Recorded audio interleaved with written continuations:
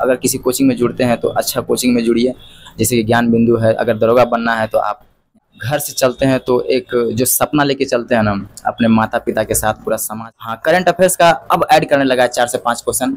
उतना weightage mains में नहीं है, लेकिन पीटी में करंट अफेयर का बहुत। पीटी निकलने के बाद मेंस के लिए क्या ऐसा तैयारी करना पड़ता है जो बच्चा उसमें सर सबसे पहले आपको देखिए सिलेबस को समझना पड़ेगा। जिस तरह से एग्जाम का पैटर्न है, उसके प्रीवियस ईयर बहुत अच्छा बुक आया हुआ है ज्ञान बिंदु। कब से जुड़े ज्ञान बिंदु?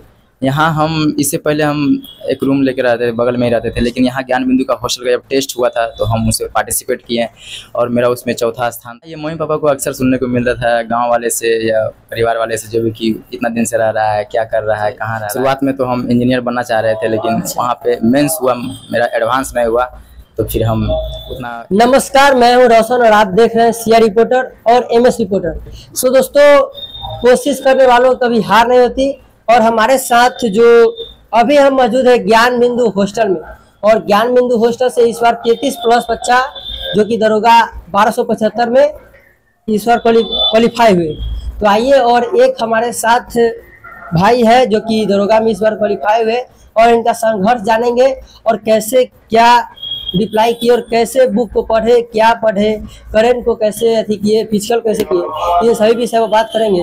तो ये सबसे पहले हमारे चैनल में आपको स्वागत। थैंक यू, बहुत बहुत धन्यवाद आपका। अपना शुभ नाम बता दीजिए और कहाँ से है? मेरा नाम नीतीश कुमार हुआ और हम जमुई जिला से आते हैं। जमुई जिला से आते हैं।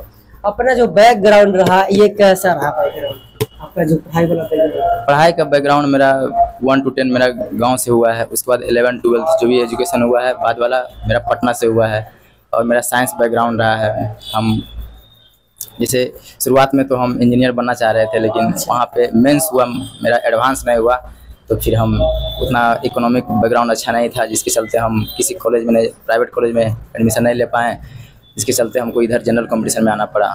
अच्छा, पहले आपका सपना था इंजीनियर बनने का, लेकिन कुछ कारणवश छट गए, उससे वर्ष ये पटना आ गए जनरल कंपटीशन के थ्रू में, और भाग देखिए कि दरोगा बन गए। जी जी। दरोगा बनने के बाद कैसा फील हो रहा है, कैसा महसूस हो रहा है? बहुत अच्छा हो रहा है, बहुत अच्छा, सब लोग अच्छा फील कर रहे हैं, घर वाले भी अच्छा फील कर रहे हैं। और ये फाइनेंशियल स्थिति क्या रहा है घर का शुरू से?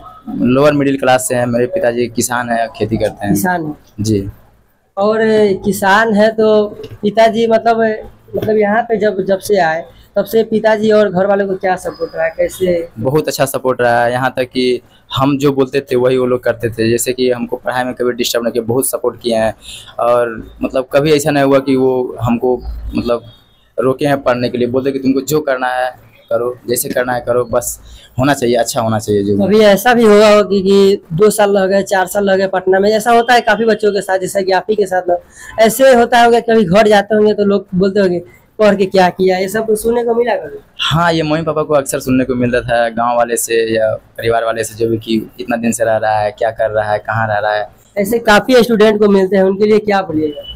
उनके लिए हम यही कहेंगे कि बाकी सब चीज़ को भूल जाइए आप, ठीक है। कौन क्या बोल रहा है, नहीं बोल रहा है, ज़माना क्या बोल रहा है, वो तो बोलेगा ही, ठीक है। अगर आप कुछ कीजिएगा तो वो बोलेगा ही, बस अपना काम पे ध्यान कीजिए और अपने लक्ष्य को प्राप्त कीजिए। जैसा कि आप ज्ञान बिंदु सर को ही देख लीजिए, जब आगे बढ़ रहे तो कितना ज्यादा हम लोग। जी जी, बहुत उनका भी जीवन बहुत स्ट्रगल भरा रहा है, और अभी देखिए पूरा फेमस हो गया। आई थिंक बिहार का एकमात्र ऐसा इंस्टीट्यूट है जहाँ से सबसे ज़्यादा रिजल्ट हुआ है, 300 प्लस रिजल्ट हुआ है, तो बहुत अच्छा है।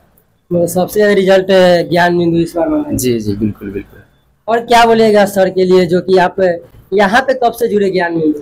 यहाँ हम इससे पहले हम एक रूम लेकर रहते थे, बगल में ही रहते थे, लेकिन यहाँ ज्ञान बिंदु का हॉस्टल का जब टेस्ट हुआ था तो हम उसे पार्टिसिपेट किए और मेरा उसमें चौथा स्थान था, इसलिए हमको कॉल आया था। तो हम 4 अक्टूबर 2023 को हम हॉस्टल में इंटर किए हैं। तब से लेके मेंस के एग्ज़ाम तक हम सर से जुड़े रहें, और यहीं सर आते थे, हमेशा अक्सर आते थे रात में, और हम लोग जो भी यहाँ का सिलेबस चलता था, जो भी पैटर्न चलता था, उसको हम फॉलो किए हैं। सर के गाइडेंस में तैयारी हुआ है।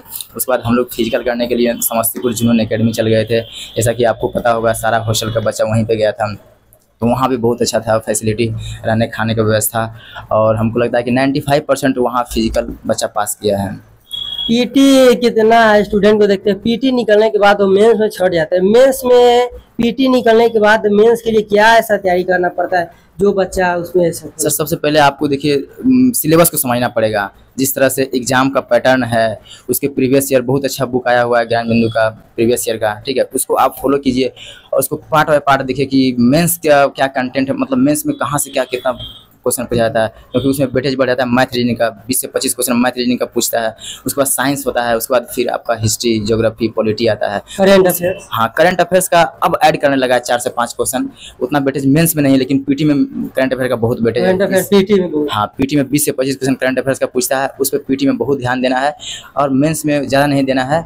बस मेंस में देना है मैथ और रीजनिंग पे, ठीक है, जो कि आपका वही आपका मेरिट लिस्ट तक ले जाएगा। एक आपसे इंटरटेनमेंट सवाल पूछेंगे, आपको कभी लव हुआ है कि?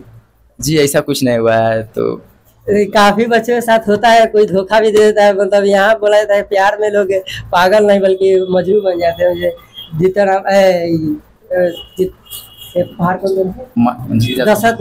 दशरथ माझी जैसे हो गए, ये लोग हो गए, तो आपको कभी हुआ कि नहीं जैसे? सर हम मेरे साथ ऐसा कोई इंसिडेंस नहीं हुआ है कि हम किसी से बहुत डीप प्यार किए हैं। बस हम सबको पसंद करते हैं, जो भी हमारे आसपास रहते हैं हम उनसे बहुत अच्छा से घुल मिल जाते हैं। तो कभी ऐसा फील ही नहीं हुआ है कि हम अकेला हैं किसी से। कभी होता है ना कि कोई लड़की धोखा दे दिया, चलो अब हमको धोखा दे के शादी कर लिया था, उसको हम दरोगा बन के दिखाया, ऐसा कुछ हुआ? बात ऐसा है कि हम कभी पटना जब से आए ना तो उससे बहुत कम हम गांव जाते हैं, ठीक है, अपने फैमिली में भी बहुत कम जाते हैं, तो कभी किसी से वैसा नहीं संपर्क हुआ है। बस ये सब पे कोई इफेक्ट नहीं पड़ा। आप देखते हैं कि पटना आने के बाद कितना लड़का ये सब हो जाएगा, तो उसके लिए क्या हो?